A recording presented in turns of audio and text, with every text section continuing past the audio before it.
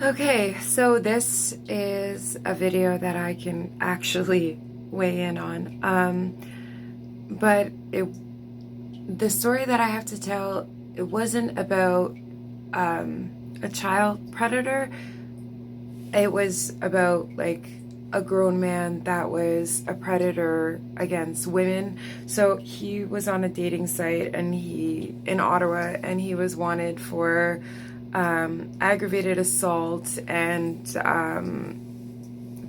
aggravated sexual assault and physical assault on women that he was meeting up in Ottawa at these hotels.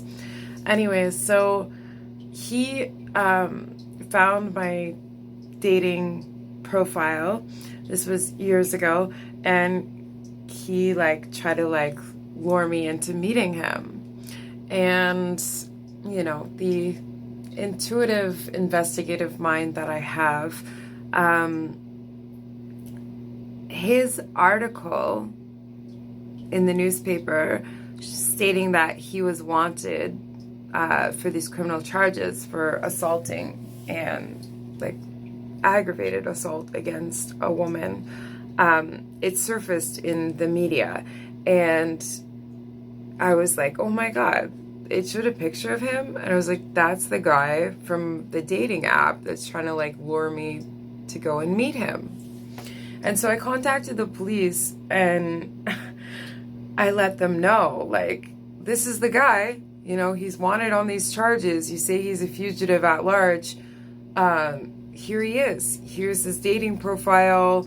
They didn't do anything. They weren't even all that concerned about it.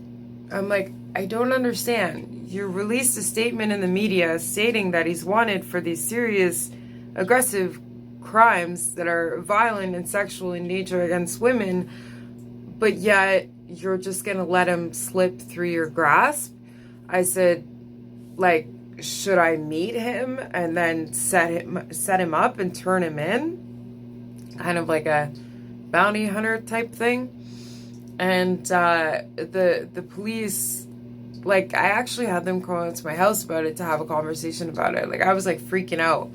And they didn't even care. They're like, no, don't do that. Don't put yourself in harm's way. I said, but he's right here. I have him right here. He's willing to meet up and everything. This is your guy. But they didn't care. They just let it go. And I'm just like, how is this right? He's going to go on to rape and beat more women and maybe even unalive a few. And I have him right here, and he's ready and willing to meet up, but you don't want to. And they're like, no, ma'am, we just suggest that you block his account.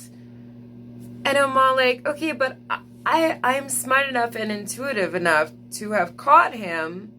He's going to go on to hurt other women if I just let it go and block him and be like, oh yeah, that's just the violent rapist. Just ignore him and just go on doing other stuff. And I'm just like, how do you just turn a blind eye to that?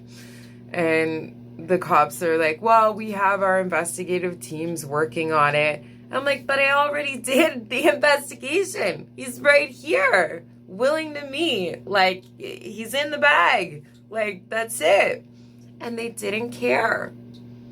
And I spoke to an ex-boyfriend of mine at the time, and he's all like, Jess, he's like, you're not seriously thinking about luring this guy out to, catch him so that he can, be put away and whatnot. He's like, you can't even handle a slap in the face. He's like, how the hell are you going to meet up with this known predator and I'm just like, oh my God, why am I still talking to you? I stopped talking to him again at that point. I'm just like, wow, you know what? No, I have been dealing with dangerous men all my life. No, I don't intentionally put myself in dangerous situations, and I'm very cautious these days, but it was right there in front of me. And the police didn't want to do anything about it. and nobody thought that I should do anything about it. But it's like, if they're not going to do anything and I'm not going to do anything, who is going to do something? I mean, at what point do we, say, okay, like, somebody's got to do something. Something's got to give.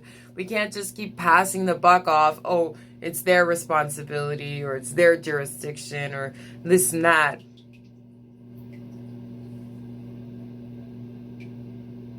Ridiculous.